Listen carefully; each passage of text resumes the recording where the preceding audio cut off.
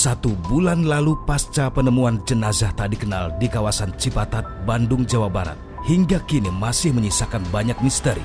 Pengungkapan kematian dari jenazah yang pada akhirnya diketahui adalah Dul Qosim, laki-laki 38 tahun yang tinggal di Koja, Jakarta Utara tersebut. Belum ada titik terang. Dul Qosim yang sempat hilang selama 2 hari setelah berpamitan dengan istrinya ditemukan tewas di sebuah jurang tepat di sebelah sepeda motor yang digunakannya pada 24 Juli 2023. 4 hari pasca Dul Qosim ditemukan tak bernyawa, Ditreskrimum Polda Metro Jaya menetapkan 9 orang anggota Ditres Narkoba sebagai tersangka dan belum ada satupun identitas serta peran tersangka yang diungkap ke publik. Pihak kepolisian menyebut bahwa Dul Qosim diduga terlibat penyalahgunaan obat terlarang yang menjadi motif sementara ke-9 orang tersangka tersebut melakukan kekerasan kepada Dul Qosim hingga ia meregang nyawa. Diawali adanya tindakan dari unit yang melaksanakan penyelidikan terkait dengan jaringan narkoba, kemudian melakukan kekerasan eksesif sehingga mengakibatkan seseorang meninggal dunia.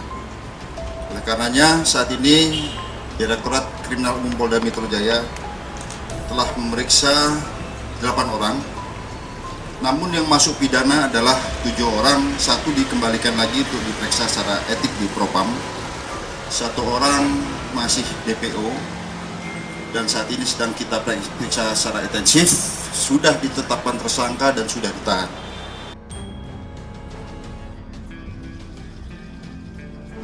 Tak hanya identitas dan wajah tersangka yang tak kunjung diungkap, kejanggalan lain pun muncul lantaran belum adanya kepastian barang bukti narkoba yang sempat dituduhkan kepada Dul Qosim. 9 orang yang kini ditetapkan menjadi tersangka ternyata sempat mendatangi rumah Dul Qosim dan melakukan penggeledahan tak lama setelah Dul Qosim pergi bekerja di hari terakhirnya. Ia bertemu dengan sang istri. Pihak keluarga hingga saat ini masih menanti keadilan bagi Dul Qosim.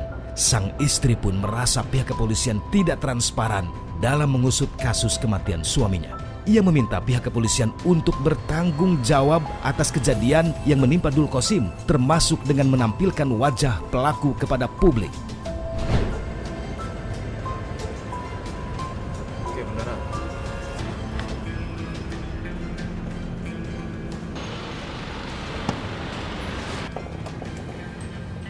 Masyarakat seolah tak henti menyoroti aparat kita dalam bersikap kemudian juga bertindak, pemirsa, seperti salah satunya 1 bulan yang lalu, tepatnya di akhir bulan Juli, ini seorang warga atas nama Dul Qosim ditemukan tewas di Cipatat, Jawa Barat, pemirsa, atau tepatnya di mana saya berada saat ini.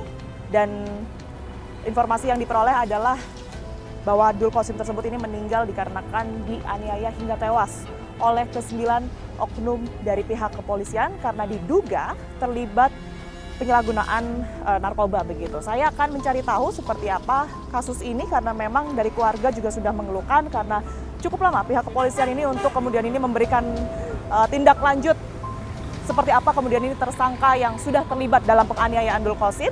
Tapi saya tidak sendiri, pemirsa, saya akan mengajak Anda untuk melihat lokasi secara langsung oleh anggota Babinsa yang pada saat penemuan jenazah Dul Qosim melihat secara langsung bahwa jenazah Dul Qosim ini berada di jurang yang sedikit bisa saya gambarkan. Di sebelah kiri saya ini adalah jalan raya dari Purwakarta menuju ke Padalarang dan juga Bandung, Jawa Barat. Kita akan temukan faktanya. Pak Babin, izin Tiara TV One, ya. Pak Hanhan ya. Pak Hanhan, saya ingin tahu secara langsung ya sebenarnya lokasi tempat mayat atau jenazah beberapa waktu lalu itu ditemukan. Katanya diinformasiin dari supir truk ya Pak ya yang nemuin ya. Itu posisi supir truknya Pak Babin tahu di mana? Awal mula laporannya seperti apa mungkin? Kalau posisi supir truk sih nggak tahu. Mungkin supir truknya dari arah Purwakarta menuju Bandung. Dari sana ya? Ya. Dia berhenti di sini mau dimana, melaksanakan. Pak? Boleh ditunjukin sekalian ya Pak? Buang air kecil. Sopir truknya berdiri di mana? Kalau laporannya dia berhenti di sini, langsung mau buang air kecil. Oke, berdirinya di mana kira-kira? Nah, mungkin di sebelah sini, Mbak. Di sini ya? Ya. Oke, di titik ini sopir truk berhenti untuk buang air kecil. Buang air kecil. Dan kemudian ini tidak sengaja melihat jenazah itu, yang Pak Hanhan, di sana sama motor. Kalau dari jarak ini jenazahnya sebenarnya titiknya di mana, Pak? Itu sekitar ya 3 meteran dari sini atau 4 meter 3 lah. meter di situ ya. Itu ada pohon pisang. Iya, Sampai di pohon pisang itu kira-kira? Di atasnya pohon pisang sedikit. Oke, nanti kita mungkin boleh ngecek ke situ langsung ya Pak ya, titiknya sebelah mana biar lebih jelas juga. Tapi laporan yang kemudian langsung sampai ke Babinsa, pihak Babinsa, awalnya siapa yang menginformasikan? Dari supir truk itu langsung ketemu sama Babinmas. Babinmas mah lagi ada di apa tuh? Warung kopi di Warung situ. kopi nggak jauh dari sini Nggak ya? jauh dari sini. Terus supir truk itu ngomong sama Babinmas, Babinmas ada mayat. Boleh izin sambil jalan Pak? Ada mayat di sebelah sana kata. Supir truk langsung berangkat. Babinmas baru ke sini ngecek. Oke. Ngecek ada Sekitar jam berapa Pak Hanhan? sekitar jam setengah 10 siang lah atau jam 9 10 lah. siang ya, setengah berarti 10. jenazah itu ditemukan sopir truk sekitar kurang lebih jam 9. Ya. Setengah 10 laporannya sampai ke anggota Babinsa. Ya. Setelah itu Pak Hanhan? Ya, setelah itu saya datang ke sini melihat memang ada jenazah sama motor di situ. Udah. Pak Hanhan lihat langsung Iya, ya sepertinya ya. langsung. Kita lewat kiri nih ya Pak ya. Itu setelah ditemukan Pak, itu langsung warga Sebenarnya laporan warga juga belum atau belum gimana? pada tahu. Yang tahu itu Babinmas, saya sama perangkat desa 2 orang ke sini tuh. posisinya nggak diinformasikan juga ya Pak. Itu artinya setelah itu ada olah TKP atau gimana? Ya, memang ada setelah lama-lama laporan dari Babinmas, laporan ke Polsek laporan ke Polres, baru jam sekitar seasar lah datang ahli forensik ke sini. Ahli forensik ke sini, Ya, Polres Cimahi. Cimahi. Titiknya di sebelah mana Pak Hanhan ini? Ke sini, Mbak.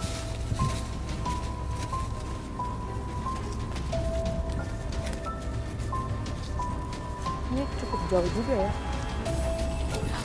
Dari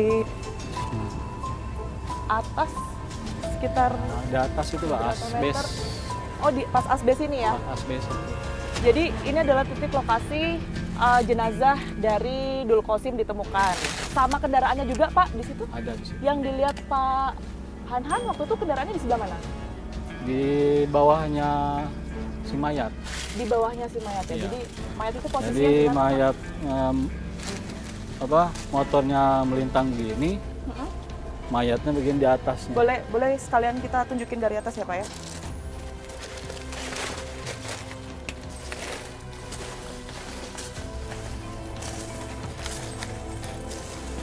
Ya, di sinilah. Di asbes ini posisi motornya. Jadi motornya begini, si mayatnya di atasnya motor gitu. Pak Hanhan, izin saya sekalian mau nunjukin foto ya Pak ya. Ini yang beredar, yang kami terima juga. Fotonya kayak gini. Iya. Ini artinya diambil gambarnya dari mana Pak? Dari atas sana ke bawah. Diambil fotonya dari atas ya. Motornya begini. Oke. Posisi jenazahnya artinya telungkup gitu ya. Iya. Persis seperti yang Pak Hanhan lihat Iya, ini pakai persis. baju biru. Iya. Persis seperti yang dipoto, nggak bakalan ada berubah. Oke. Dengan motornya juga di sini ya Pak ya. Kondisinya kalau dari Pak Hanhan lihat ini memang baru meninggal kah, baru ada di sini gitu mayatnya atau gimana ya? Kalau bukan perkiraan sih, yang punya kebun ini sebelum ada mayat di sini, sorenya tuh tidak ada. Sorenya nggak ada, artinya minggu sore ya Pak ya? Mungkin malamnya lah, Minggu malam tuh masih belum ada? belum ada. Oke. Malam minggu tuh belum ada. Mm-mm. Cuman mungkin malam Senin mungkin atau malam kapan. Ditemuinnya kan Senin pagi. Senin pagi, ditemuinya Senin pagi. Pas malam Seninnya tuh hari Senin, Minggu pagi, Minggu pagi sampai malam itu yang punya kebun ini kan masih cocok tanam. Di sini nggak ada.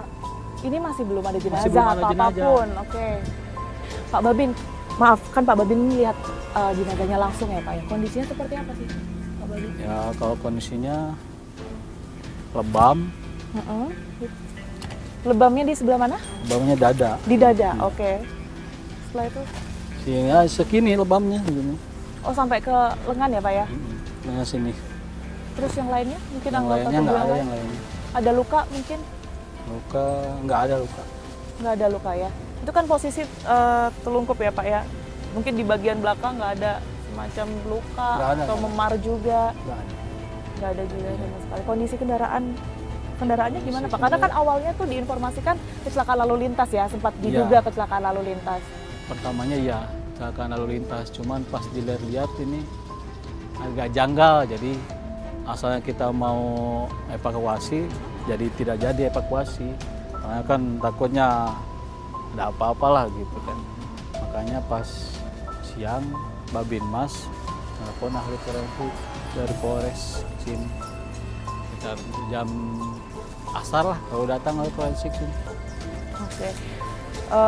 Janggalnya yang dinilai Pak Babin dari segi mananya Pak? Kalau kecelakaan lalu lintas nggak mungkin nih. Ya kalau jalan lalu lintas mungkin kita bawa motor kenceng nggak mungkin sampai ujung sini ya Pak ya. nggak mungkin mepet ini terus bablas, mungkin pas bablas ke bawah sini. Dan ini Takut jenazahnya banget. stuck berhenti di sini gitu ya ditemuinnya. Ini sebenarnya lokasinya cukup sepi apa gimana sih Pak lokasi lalu Kalau lintas sini nggak di terlalu sepi sebenarnya, tetapi kalau udah malam Oke. ya sepi. Sepi Penerangan tidak ada penerangan sama sekali, Kita kan pas lagi ada di tikungan dan itu sama sekali nggak ada tidak ada penerangan. tidak ada penerangan mau lampu apa pun tidak ada.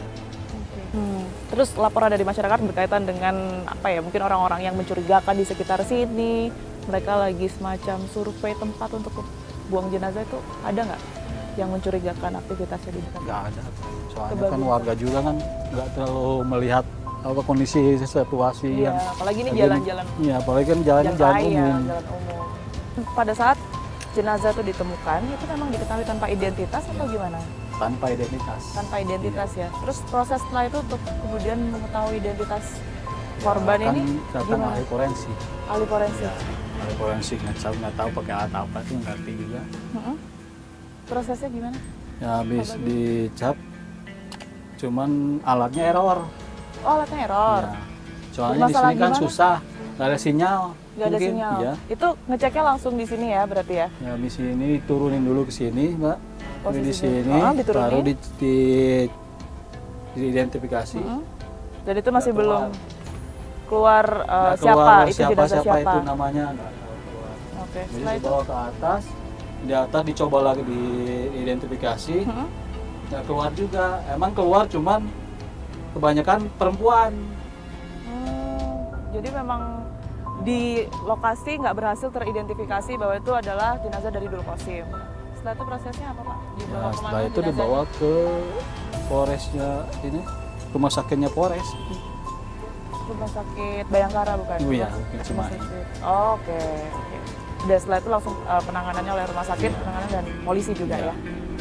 Kita akan meminta tanggapan dari Humas Polda Metro Jaya, pemirsa yang kemudian ini menangani kasus ini, kasus dari Dul Qasim, seperti apa sebenarnya motif dari pelaku, karena kita ketahui dari 7 orang pelaku, 1 DPO, ini 1 sudah berhasil diamankan juga, dan juga 1 ini diusut melalui Propam. Kita akan cari tahu seperti apa faktanya. Tiara dari TV One, Pak Kabit, boleh ya sedikit aja berstatement Pak soal Dul Qasim? Soalnya sudah 1 bulan Pak kasusnya izin. Dari pihak kepolisian belum ada laporan apa-apa.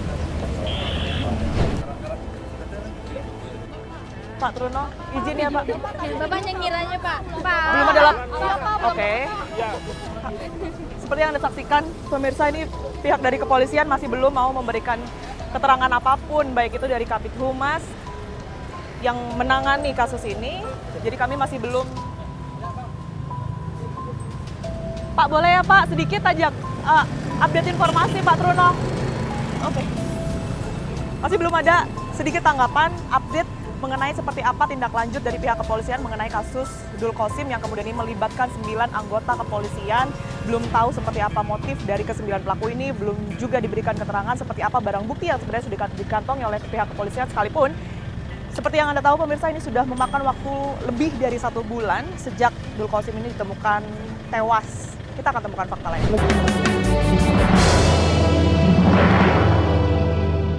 Ya pemirsa, saat ini saya mau meminta cerita dan juga keterangan kesaksian dari keluarga seperti apa sebelum Dul Qasim ini meninggalkan rumah yang kemudian diinformasikan meninggal dunia karena kecelakaan awalnya.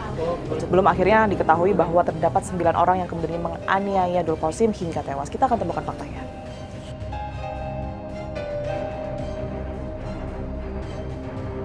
Saat ini saya berada di rumah almarhum Dul Qosim yang ada di sebelah saya ini pemirsa.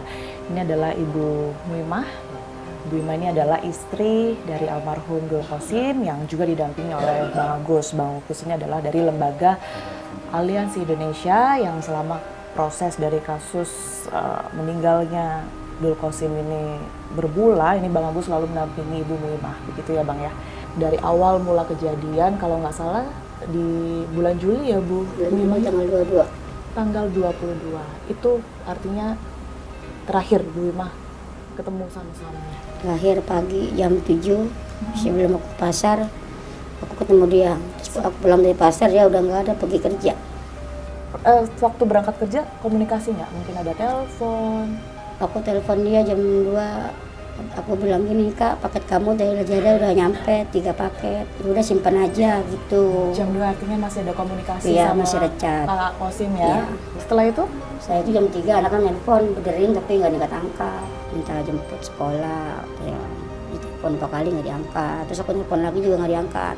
Aku ngobrol di luar, nemenin anak main. Aku ke dalam sebentar, jam 5 lewat seperempat, ayolah, datanglah.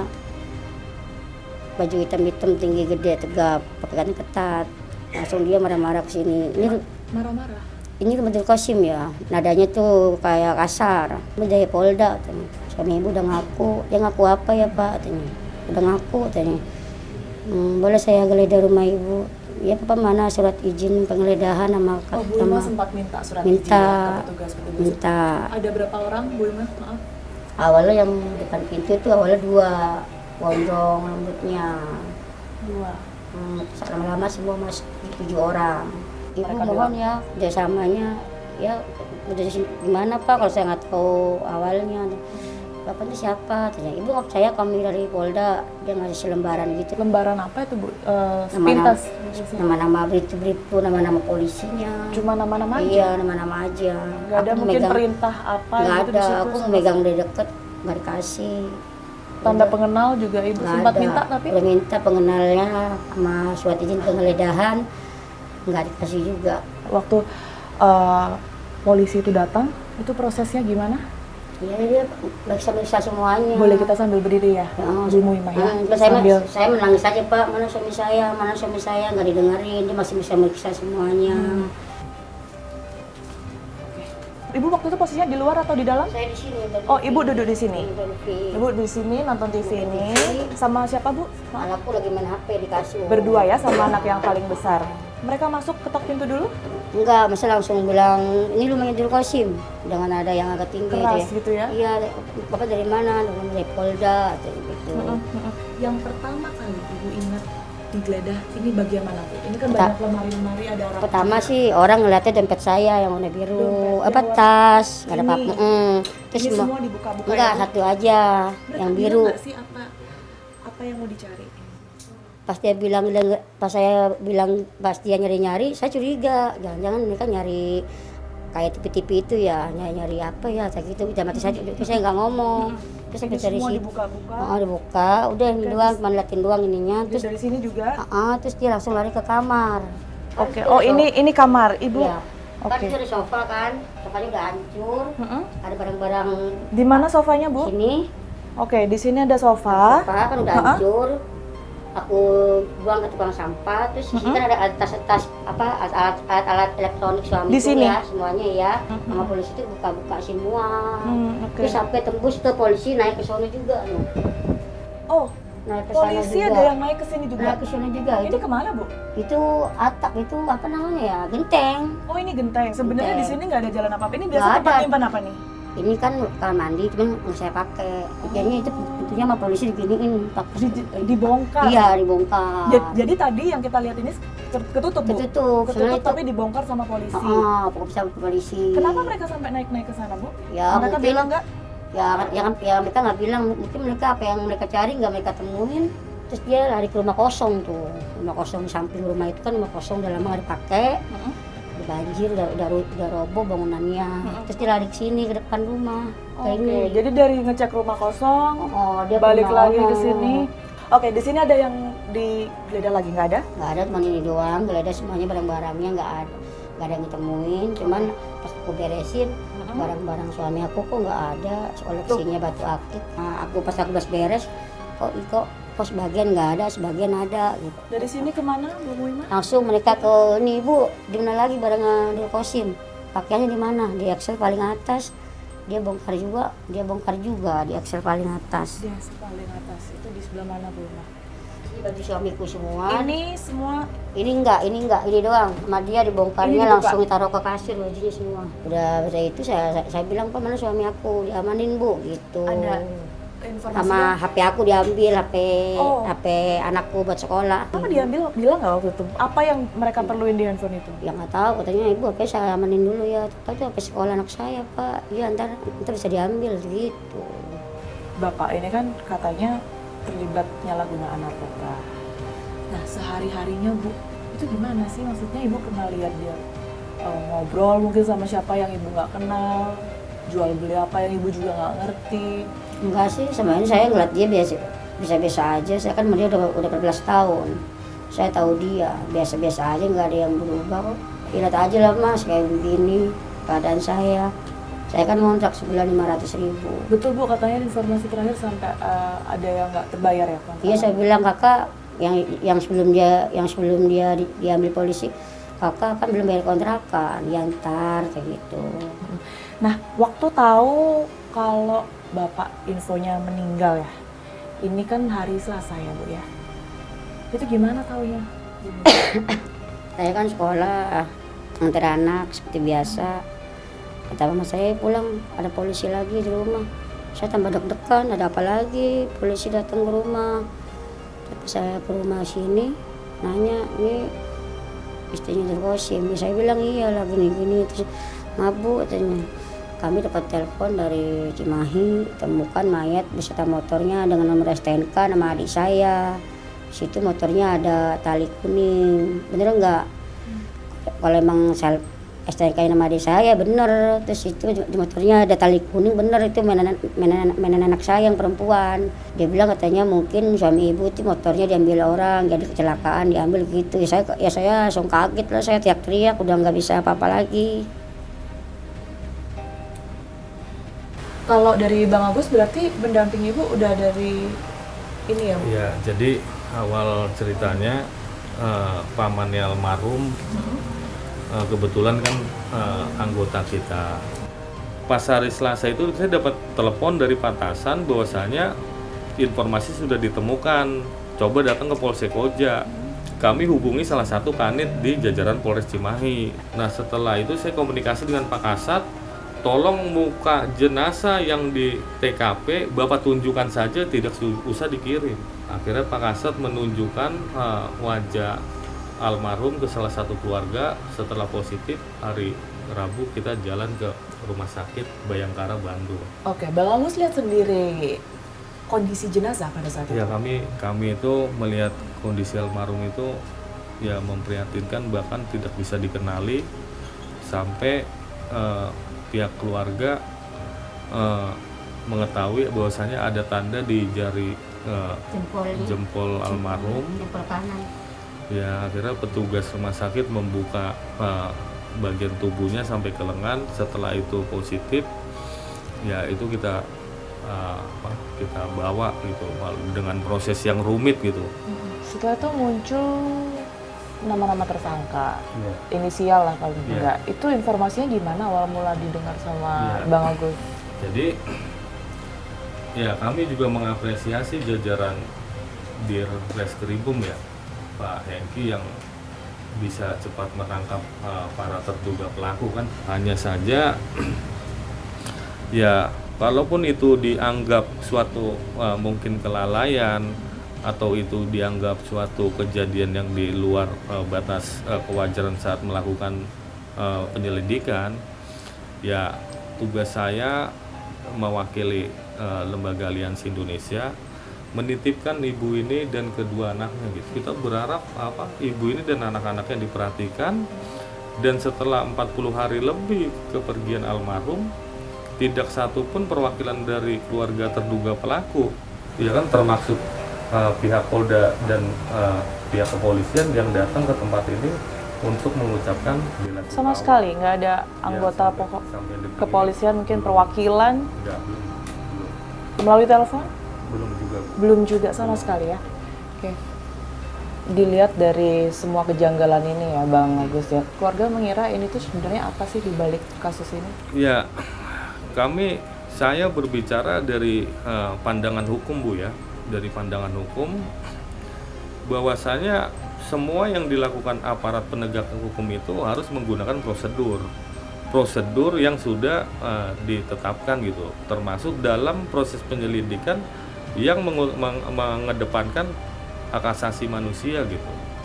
Jadi kami berharap kejadian ini tidak lagi terulang lagi gitu. Bang Agus, makasih banyak sebelumnya sudah mau membagikan informasinya juga. Kita harapkan penanganan hukumnya bisa segera lebih jelas ya, setidaknya ada tindak lanjut dari pihak Polda Metro Jaya begitu terhadap keluarga.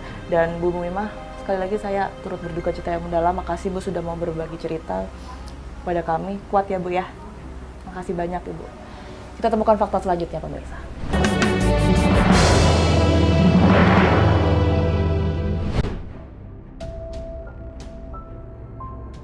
Saya akan meminta pandangan dari praktisi hukum dan HAM Haris Azhar, pemirsa, untuk melihat seperti apa sebenarnya konstruksi dari kasus yang kemudian ini terjadi pada Dul Qasim ini. Kita akan temukan faktanya. Bang Haris, terima kasih sudah meluangkan waktunya. Sama-sama. Oke, langsung saja Bang Haris, saya ingin meminta pandangan dari Bang Haris mengenai kasus Dul Qasim yang kita ketahui ya pada tanggal 22 Juli 2023 kemarin. Ini diinformasikan pergi dari rumah, kemudian sorenya ini tiba-tiba rumah dari Dul Qasim ini kan ada istrinya. Ini didatengin oleh petugas dari Ditres Narkoba. Informasinya memang Dul Qasim ini terlibat oleh narkoba begitu ya. Tapi kemudian tidak diketahui karena seharian juga nggak pulang, sampai besoknya hari Minggunya ini juga nggak balik. Ternyata di hari Seninnya ini ditemukan meninggal dunia Bang. Ini bersama juga dengan motornya karena memang terakhir pergi juga dengan motornya. Tapi ditemukannya ini di Bandung Barat, Jawa Barat gitu ya. Nah, ini masih panjang kemudian ini karena setelah meninggal ini ditemukan, ditetapkan sementara waktu ini karena kecelakaan lalu lintas katanya. Tapi besokannya istrinya ini mengetahui ternyata suaminya meninggal dunia.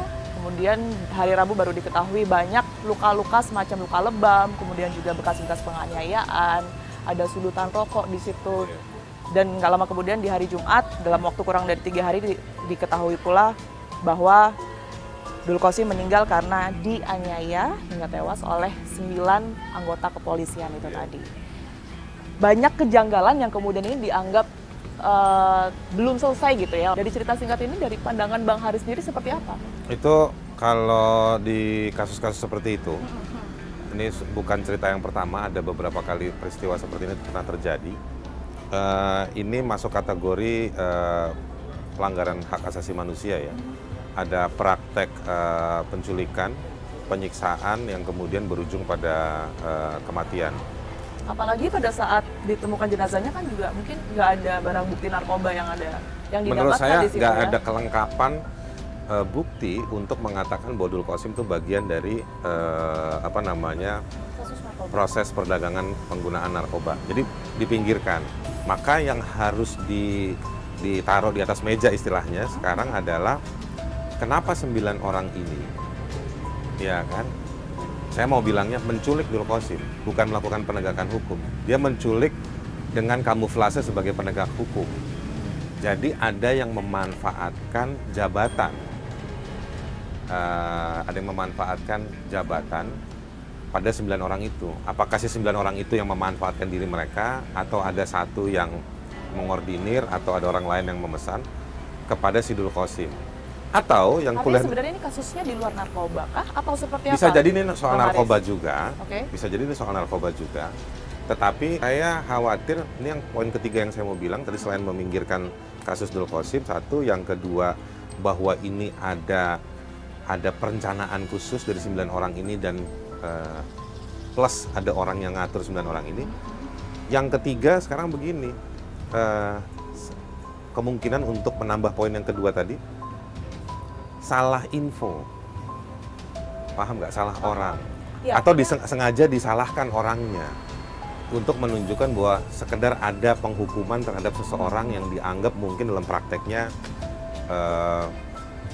praktek dagangnya itu atau praktek tertentu ada masalah, lalu harus ada yang dijadikan korban, kira-kira begitu. Sebagai sebuah bangsa yang mengaku sebagai bangsa yang beradab, punya konstitusi, melihat peristiwa seperti ini, orang diambil dari rumahnya tanpa kelengkapan administrasi keadilan, lalu dia hilang tanpa jejak dalam kurun beberapa jam dan beberapa hari. Ada luka lebam yang tidak pernah ada ketika waktu diambil. Yang paling tahu kan istrinya. Lalu juga kemudian ditemukan meninggal secara tidak layak, tidak pernah diinformasikan. Ini tindak pidana kejam. Jadi menurut saya clear ini pelanggaran hak asasi manusia, pelanggaran hukum, tindak pidana berat ini. Kenapa sih Bang kalau memang berencana begitu ya, itu kan jenazahnya itu harus dibawa dulu ke Bandung, terus habis itu dibuang gitu aja? Karena Dul Qasim yang pertama bukan bagian atau tidak ada bukti yang otentik yang memenuhi syarat untuk Dul Qasim dibilang sebagai pedagang, pengguna atau bandar narkoba. Maka ada sesuatu, siapa yang bisa menggerakkan orang-orang dari satu unit, orang yang bisa memberikan perintah kepada 9 orang ini? Nah, itu satu hal. Yang kedua, ada kepentingan tertentu, ya kan? Nah, irisannya apa si orang tertentu itu atau 9 orang ini dengan si Dul Qasim yang sehari-harinya adalah kuli bangunan? Dugaan saya yang ketiga, ada kepentingan tertentu tapi orangnya salah, bukan Dul Qasim, mungkin dul-dul yang lain. Mana yang paling memungkinkan Bang? Kemungkinan yang ketiga, Salah orang? Salah orang. Nah, ini dugaan saya. Benar atau tidaknya dugaan saya, harusnya ada upaya hukum yang beradab, yang cerdas, yang profesional terhadap 9 orang ini atau terhadap kasus ini. Dan saran saya harus ada tim khusus, dan ini harus ditangani oleh Mabes ya, Mabes Polri. Itu yang kita nantikan bersama. Terima kasih sebelumnya atas waktu dan juga pandangannya Bang Haris Azhar. Kita temukan fakta selanjutnya.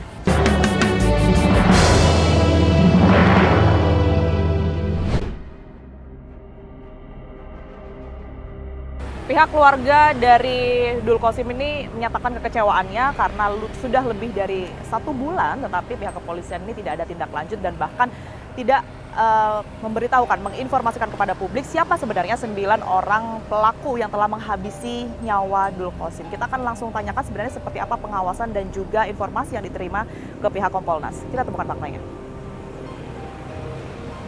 Pak Yusuf, saya menemui Pak Yusuf tentunya ingin bertanya langsung ya seperti apa kemudian ini update dari kasus Dul Qasim yang sudah berjalan 1 bulan Pak, karena kami juga tidak berhasil mendapatkan keterangan secara rinci dari pihak kepolisian, dari Kabid Humas, kemudian juga dari Dirkrimum begitu ya. Banyak yang menilai kasus ini terkesan lambat begitu Pak, pihak kepolisian untuk menangani bahkan memberitahu siapa sebenarnya tersangka dan juga motifnya. Yang diterima dari Kompolnas sendiri sejauh ini seperti apa? Sampai sejauh ini Kompolnas dalam kasus meninggalnya Dul Qasim terkait dengan penanganan dugaan narkoba ya, kasus narkoba itu Kompolnas sudah berkirim surat sebenarnya ke Polda Metro Jaya. Nah, itu yang proses itu yang sedang kita tunggu bagaimana hasil klarifikasinya dalam kasus tersebut. Sebelumnya kita memahami ada 2 hal. Pertama, terkait dengan kasus dugaan tindak pidana penyalahgunaan narkoba, apakah yang bersangkutan itu sebagai pengguna atau sebagai pengedar? Ini yang juga belum pasti ini yang ya? Harus dipastikan. Nah, ini yang harus dipastikan. Nah, yang kedua, di dalam penanganan kasusnya itu sendiri, yang kemudian sebagaimana yang kita tahu itu menimbulkan kematian almarhum Dul Qasim yang itu terjadi kekerasan dalam penanganannya oleh penyidik. Nah, sementara ini dalam pantauan Kompolnas terkait dengan meninggalnya terduga dalam kasus narkoba itu, prosesnya kan sudah ditangani oleh baik itu penyidik itu sendiri maupun pengawas internal di bidang profesi. Nah, ada dugaan pelanggaran disiplin ataupun terkait dengan dugaan pelanggaran kode etik. Untuk pidananya sendiri kan sebagaimana kita pantau sementara ya, itu kan dalam proses. Namun secara detail Kompolnas sampai hari ini sedang menunggu Jadi artinya memang juga kepastian belum ada jawaban dari ya, pihak dan Polda. klarifikasi Polda Metro Jaya dalam kasus tersebut itu seperti apa, tentu ini yang kita tunggu. Nah, apabila kami sudah mendapatkan jawaban resmi, tentu kita akan memberikan masukan-masukan dan saran-saran agar keadilan termasuk bagi keluarga korban dalam hal ini, kalau memang itu ada hal-hal yang perlu diberikan keadilan, maka itu harus diberikan. Yang terakhir, kami sendiri pada saat itu muncul tentu sudah mengingatkan, kalau memang ada kasus narkoba yang itu dikaitkan dengan korban itu sendiri, dengan almarhum, maka ini tetap harus ditelusuri. Jangan sampai itu terhenti, namun SOP penanganannya harus diperbaiki. Tapi artinya pada saat kejadian, termasuk dari laporan yang kemudian diterima Kompolnas, ini ada ya Pak barang bukti yang ditemukan dari pihak kepolisian yang pada saat itu mungkin mendatangi rumah korban atau mereka yang menindak korban secara langsung, ini ada barang buktinya narkoba itu? Sementara ini masih dalam pantauan Kompolnas karena kita masih menunggu jawaban klarifikasi yang resmi. Tentu sedikit banyaknya belum bisa kita pastikan. Belum bisa dipastikan. Kita pastikan. Izin Pak, Kompolnas sendiri bersurat ke Polda Metro Jaya pada tanggal berapa? Itu sudah ya sekitar awal-awal bulan Agustus. Sudah 1 bulan artinya Pak ya, 1 bulan lebih Iya, dan masih kita belum ada jawaban dari pihak masih Polda kita Metro Jaya. tunggu. Alasannya ya ada hal-hal yang perlu didetailkan dan dirincikan di dalam memberikan jawaban itu. Sampai hari ini kita masih menunggunya. Anda menilai ada yang janggal nggak sih Pak dari kasus ini? Kalau terkait dengan kejanggalan tentu yang mengakibatkan itu meninggal tentu itu tidak lagi kejanggalan, tapi unprocedural tentunya kan. Nah, jadi ini yang harus dipastikan. Apapun kejanggalannya ada 2 proses, pidana, yang kedua adalah kode etik profesi. Sejauh ini yang belum resmi kita mendapatkan informasi proses itu berjalan. Sudah ada 9 inisial Pak yang kemudian ini muncul diinformasikan ke masyarakat, tetapi siapa-siapanya, peran-perannya ini juga masih belum ada tindak lanjutnya ya, termasuk seperti apa. Biasanya kan foto-fotonya dimunculkan juga ya pelakunya.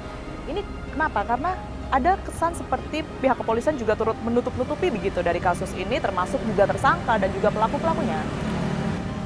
Dalam hal ini terhadap terduga pelaku yang menimbulkan meninggalnya Dul Qasim itu ya, Kompolnas mendorong agar itu segera dituntaskan, diselesaikan, apakah itu pidananya, penyidikannya seperti apa, tentu kalau memang sudah lengkap dilimpahkan berkasnya ke jaksa penuntut umum. Yang kedua, terkait dengan proses kode etiknya. Kita berharap bahwa 9 yang dimaksud itu benar-benar diusut secara profesional, transparan, dan akuntabel. Kepastian, hukum, rasa keadilan tentunya kepada pihak keluarga agar tidak banyak berspekulasi seolah-olah nanti dipersepsikan bahwa kasusnya itu dibuat-buat terkait dengan kasus narkobanya, maka segera dipastikan. Nah, 9 ini juga informasinya siapa, jabatannya apa, belum diterimakah oleh pihak Kompolnas setelah lebih dari 1 bulan lamanya ini? sampai hari ini Kompolnas masih menunggu jawaban resmi klarifikasi dari Polda Metro Jaya. Mudah-mudahan setelah ini, malam ini dan besok sudah kita terima. Oke, ada target mungkin yang kemudian diberikan oleh Kompolnas kepada pihak Polda Metro Jaya? Ya, kalau masa kerja permintaan klarifikasi biasa itu ya 90 hari. 90 hari. Ya, itu biasa. Tapi ini kasus... Sebentar lagi ya, karena ini sudah sejak awal Juli sebenarnya. Ya, tapi ini kan kasus yang mendapatkan perhatian publik. Betul. Tentu lebih cepat, lebih bagus. Agar publik juga bisa mendapatkan informasi yang jelas, ada rasa keadilan yang di situ bisa dipenuhi. Kalau memang itu dipastikan 9 orang itu bersalah, ya itu segera diproses. Baik, Pak Yusuf, terima kasih banyak atas waktu dan juga penjelasannya. Sehat selalu.